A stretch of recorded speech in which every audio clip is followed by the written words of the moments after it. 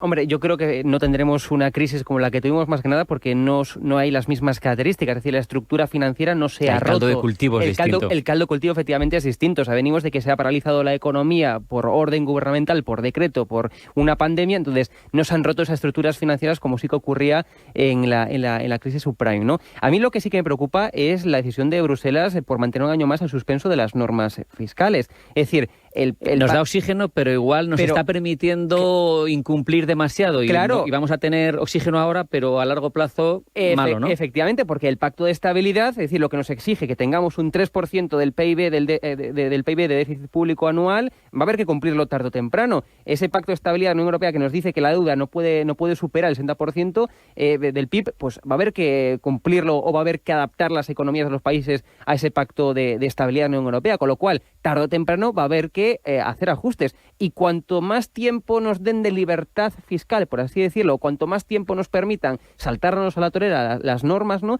Pues más difícil luego va a ser aplicar los ajustes necesarios, sobre todo en el caso de países como España, ¿no? Que cuando pudimos haber hecho los deberes, bajar el gasto público, equilibrar las cuentas, como hicieron países como Alemania, como Holanda, a los que ahora pues le pedimos, oye, que nos regalen pasta, pues efectivamente no lo hemos hecho. O sea, cuando pudimos hacerlo, no lo hemos hecho. Entonces, claro, si postergamos esta situación, pues evidentemente luego va a ser más difícil y mucho me temo que le va a tocar hacer estos ajustes, estos equilibrios de las cuentas en España al próximo gobierno y luego va a ser malísimo. Es decir, luego el próximo gobierno, cuando tenga que hacer los ajustes que este gobierno de forma paulatina podría haber hecho y no está haciendo, pues luego va a ser Lucifer, como siempre pasa en España, pues es la doble moral, ¿no? Bueno, es que seguimos con la alternancia de momento.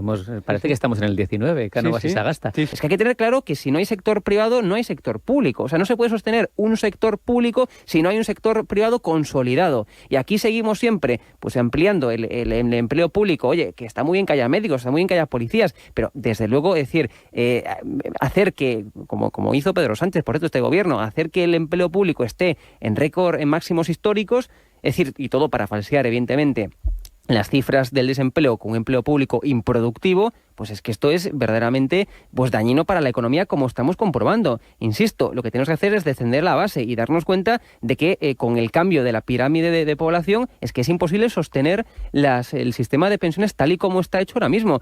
Bueno, pues tendremos que buscar otras soluciones. Oye, que igual tenemos que jugar entre lo público y lo privado y permitir que las personas pues les sea más fácil, ¿no?, tener pensiones privadas y no poner tantos obstáculos por parte del Estado. Es que es evidente, insisto, que ha cambiado la pirámide de población. Es evidente que la seguridad social no es, como decía Huerta de Soto, ni segura ni social, y es evidente que tenemos que hacer muchos más cambios y no precisamente ligar las pensiones al IPC, que veremos si nos lo deja hacer Bruselas, la Unión Europea, que esta es otra cuestión, que a veces, claro, el gobierno dice, sí, vamos a hacer tal cosa, y luego vemos que no, lo de la isla energética, que era la panacea a todo, de momento aún no está aprobado por la Unión Europea, es decir, no se puede poner en marcha, y se estima que igual sea en octubre de este año cuando diga algo la Unión Europea, y estamos con la isla energética, con topar el gas, España y Portugal, y de momento es que no se puede llevar a cabo. Entonces, es que son muchas promesas que luego hay que materializarlas. Evidente que los países están en diferentes situaciones, con lo cual yo creo que la solución por parte de Bruselas pues tendría que ser diferente para los países, ¿no? Pero también es cierto que los políticos tienden a no pensar en el futuro. O sea, era evidente que los tipos iban a subir